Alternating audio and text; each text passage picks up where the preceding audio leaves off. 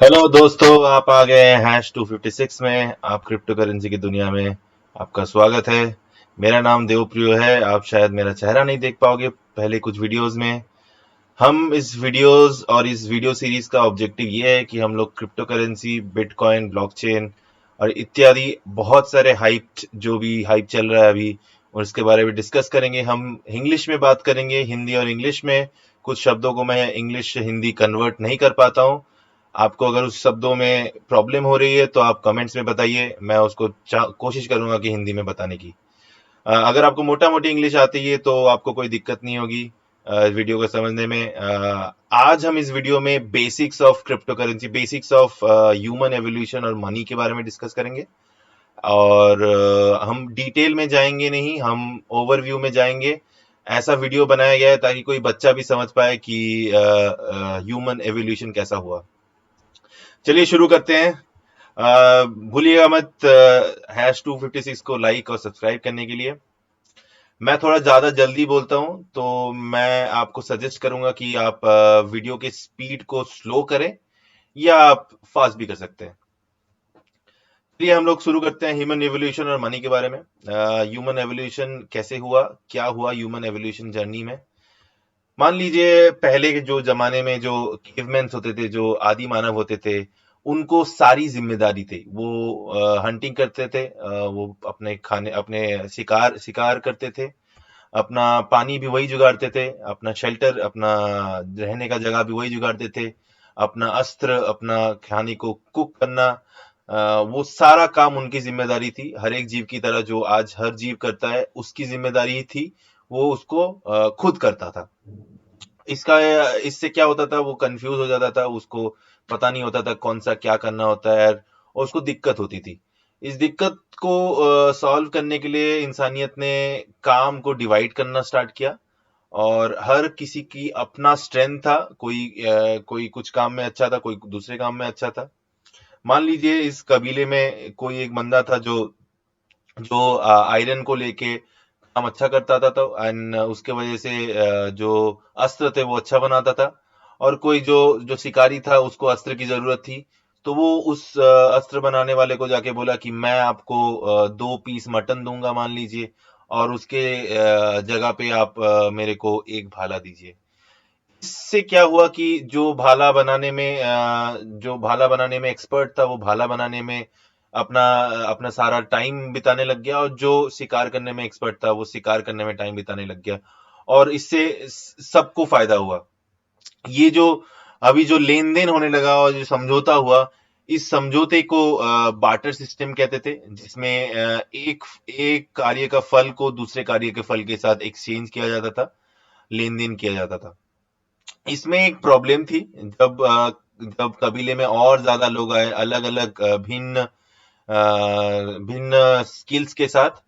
तो मान लीजिए कोई शिकारी था, कोई कोई अच्छा भाला बनाता था, कोई अच्छा दूध करता था, कोई अच्छा मछली शिकार करता था, कोई पादरी था। मान लीजिए इस कबीले में भाला बनाने वाला ने बोला कि आप मेरे को 2 पीस मटन दीजिएगा तो मैं आपको एक भाला दूंगा। वो सेम भाला बनाने वाला ने दूध वाले को बोला, मैं आपको एक भाला दूंगा, आप मेरे को एक ड्रम दूध दीजिए। और वो दूध वाला ने मान लीजिए शिकारी के साथ डील किया कि एक मटन की जगह पे मैं आपको एक दूध दूंगा। अगर आप देखेंगे कि ऊपर में देखेंगे कि भाला बनाने वाला और शिकारी में 2 मटन की जगह पे एक भाले का समझौता हुआ था।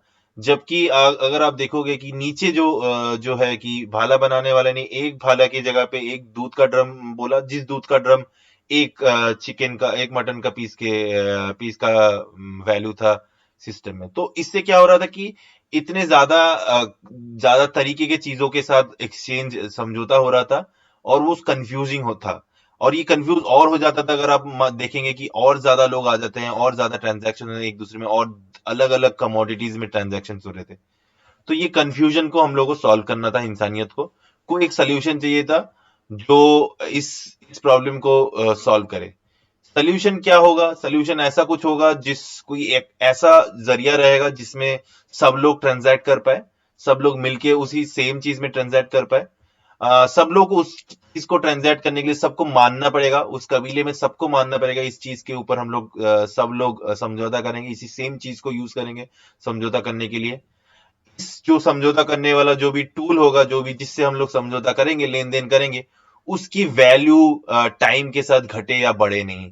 अगर आप मान लीजिए आपने एक पीस मटन लिया, आप आज मटन का आज मटन बनाएंगे तो वो मटन बनेगा, मगर आप अगर आप उसको 100 दिन रख देंगे और 100 दिन बाद मटन बनाने जाएंगे तो वो मटन मटन नहीं बनेगी, तो उसका वैल्यू घट जाएगा टाइम के साथ। तो और मान लीजिए, और आप क्या करते, और इसका और एक था कि आप उसको स्टोर कर सकते हैं फ्यूचर में, कि आप मटन को अगर 100 दिन स्टोर कर पाए तो वो मटन का वैल्यू नहीं रहेगा और मटन शायद सड़ जाएगा, तो वो आप स्टोर करने की भी कोई जरिया होना पड़ेगा, वो इवापोरेट ना कर जाए, वो ऐसा कुछ नहीं हो कि वो चला जाए, गायब हो जाए। और वो इजी टू काउंट भी होना चाहिए ताकि आप गिन सके इजीली। एक चिकन अगर आप एक भाले के साथ एक्सचेंज कर रहे हैं, तो एक चिकन शायद एक दिन मोटा चिकन होगा, एक दिन पतला चिकन होगा, तो वो एक्सचेंज करने काउंट इजी नहीं हो रहा था। और ऑब्वियसली ये ऐसा कोई चीज होना चाहिए जो कि कोई भी हवा में बना नहीं सकता, उसको बनाने के लिए काफी मेहनत लगे, ताकि ताकि हवा में बनाने से वो इजीली नहीं बने। ये क्या था? ये था पैसा, मनी, जिसको इंसानियत ने यूज किया ताकि ट्रांजैक्शन टूल में एक कोई सिस्टम में आ पाए जिससे हम लोग ट्रांजैक्ट कर पाए। तो मनी जो था, मान लीजिए पहला जो जमाने में जो मनी थे, बहुत सारे अलग अलग एम्पायर्स ने अलग अलग तरीके के मनी यूज किया। दीज आर सॉल्ट ब्लॉक्स जो इथियोपिया में यूज किया गया था। ये राइस स्टोन है जो याप आइलैंड में यूज करते थे। ये राइस स्टोन बड़े बड़े स्टोन होते थे जो लिमिटेड थे याप आइलैंड में, तो वो उसको एक्सचेंज करके वो लोग डील्स करते, समझौता करते थे। इनके प्रॉब्लम्स थे, सॉल्ट ब्लॉक्स कभी भी कोई भी बना सकता था, इजीली बनना इजी था। राइस स्टोन्स बहुत बड़े थे, उनको एक्सचेंज नहीं कर पाते थे। ऐसे बहुत अलग अलग लोगों ने, अलग अलग कम्युनिटी ने अलग अलग चीज यूज किया। तो कैसा, और हम तो सबको एक जगह पे आना पड़ा। कोई एक चीज में आए, हम लोग गोल्ड कॉइन्स में एसेंशियली आए, सब लोग बहुत सारा चीज ट्राई करने के बाद गोल्ड कॉइन्स में, गोल्ड मुद्रा में आए, सोने स्वर्ण मुद्रा जिसे बोलते हैं। स्वर्ण मुद्रा वॉज ऑल्सो एम्परर बैक्ड स्वर्ण मुद्रा। कोई राजा ने बोला था इस स्वर्ण मुद्रा को यूज करने को। कोई राजा ने बोला कि इस स्वर्ण मुद्रा को अभी सब लोग यूज करेंगे, मैं बोल रहा हूँ सबको यूज करने को, और इसीलिए वो सब लोग उसको यूज करने लगे। इसका क्या फायदे थे स्वर्ण मुद्रा के, कि ये बहुत अच्छा ट्रांजैक्शन का मीडियम था, कोई भी समझौता करने के लिए इसको बहुत अच्छे से यूज कर पाते थे, स्टोर कर सकते थे। कोई समझौता करने के बाद उस जो जो भी आउटकम आया, जो भी फल आया, उसको इसमें कन्वर्ट करने से वो स्टोर कर पाते थे। और इसको गिनना इजी था, आप गिनना बहुत इजी था, यूनिट ऑफ मेजरमेंट बहुत अच्छा था। बट इसका भी कुछ डिसएडवांटेजेस थे गोल्ड कॉइन्स के, हम लोग उसको बाद में डिस्कस करेंगे। बट पहले जानते हैं गोल्ड क्यों सिलेक्ट किया गया। एक्चुअल में सारे एम्परर्स, सारे राज ने गोल्ड नहीं चूज किया। बहुत सारे कॉपर चूज किए, बहुत सारों ने ब्रोंज चूज किया। बट इसमें बहुत एक प्रॉब्लम था कि कॉपर ब्रोंज इजीली माइंड थे, वो अनलिमिटेड थे एक तरीके से सप्लाई में।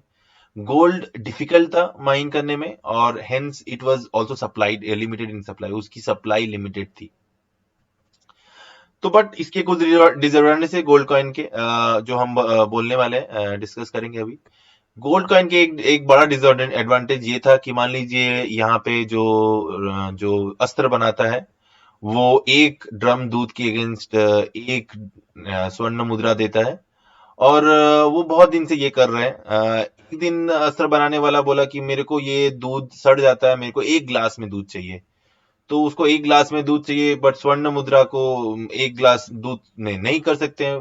दूध वाले ने बोला 4 ग्लास दूध ले लो एक स्वर्ण मुद्रा की जगह पे। तो जो जो भाला बनाने वाला था वो राजा के पास जाके बोला कि मेरे को एक ग्लास दूध खरीदना है और मैं ये बड़े स्वर्ण मुद्रा से खरीद नहीं सकता। राजा ने बोला ठीक है, तुम एक बड़े स्वर्ण मुद्रा दे दो, मैं आपको 4 छोटे स्वर्ण मुद्रा देता हूँ।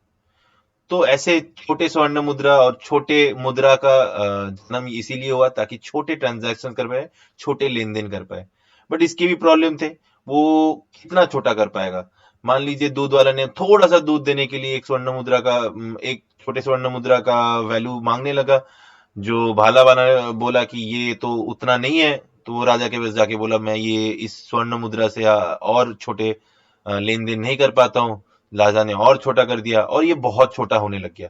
और गोल्ड को एक कितना ही छोटा कर पाओ, एक लिमिटेशन था, वो कितना हाथ में पकड़ में आनी चाहिए, और ये बहुत सारे लिमिटेशंस थे, जिसके वजह से राजा ने कोई दूसरा सिस्टम सोचने का सोचा. We needed to divide the gold into other things. तो सोल्यूशन ये था कि गोल्ड को दूसरे कोई कमोडिटी में कन्वर्ट कर पाए, दूसरे कोई कमोडिटी में. ये था करेंसीज, गोल्ड और गोल्ड बैक करेंसी जिसे बोलते हैं, जो बेसिकली गोल्ड लेने की जगह पे इतने करेंसी दिया जाता था. इसको कैसे होता था सिस्टम में, हम मान लीजिए आज के जमाने में अगर देखेंगे, कोई गवर्नमेंट था, कोई एम्परर था, कोई राजा था, उसका एक सेंट्रल बैंक था जो जो करेंसी और इनका कंट्रोल था. तो सेंट्रल बैंक और प्रजा से गोल्ड कॉइन लेता था, उसके जगह पे उन्होंने गोल्ड करेंसी उनको दे दिया, और ये बहुत दिन चला. इसको बोलते हैं गोल्ड स्टैंडर्ड, जिसमें था कि हर करेंसी के जगह पे सेंट्रल बैंक ने कुछ गोल्ड रखा था. 1933 में यूएस में गोल्ड स्टैंडर्ड को रद्द किया गया, और गोल्ड स्टैंडर्ड बंद किया गया. तो उसके बाद सेंट्रल बैंक करेंसी बना सकता था विदाउट टेकिंग एनी गोल्ड, बिना गोल्ड लिए अपने बैंक में वो करेंसी प्रिंट कर सकता था. तो मान लीजिए गवर्नमेंट और सेंट्रल बैंक दोनों का आइडिया है कि चलो थोड़े और करेंसी प्रिंट करते हैं, गवर्नमेंट की जरूरत है.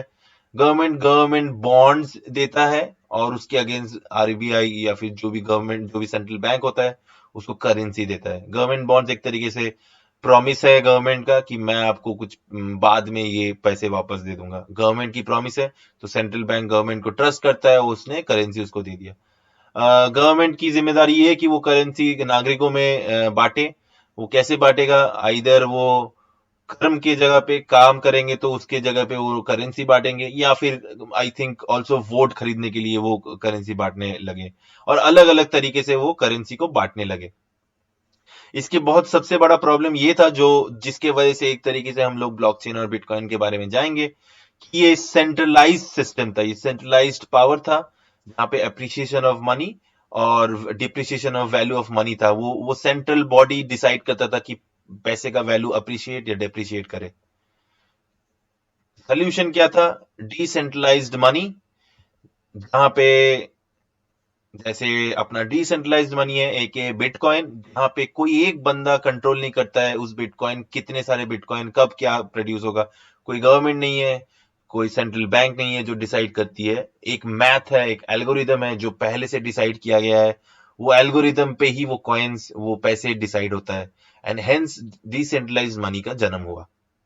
हम लोग अगले वीडियो के सीरीज में बात करेंगे बिटकॉइन के बारे में, कैसे बिटकॉइन आया और बिटकॉइन कैसे काम करता है. बट इस सीरीज की जरूरत इसीलिए थी ताकि हम लोग समझ पाए बिटकॉइन की जरूरत क्यों थी दुनिया को, और डिसेंट्रलाइज्ड मनी क्यों जरूरत है दुनिया में. जैसे डिसेंट्रलाइज मनी को बोलते हैं by the people for the people. दुनिया के सब लोगों ने बिटकॉइन को बनाया गया है. बिटकॉइन कोई सेंट्रल गवर्नमेंट कंट्रोल नहीं करता है, दुनिया के लोगों के लिए बनाया गया है. चलिए हम लोग मिलते हैं नेक्स्ट वीडियो में.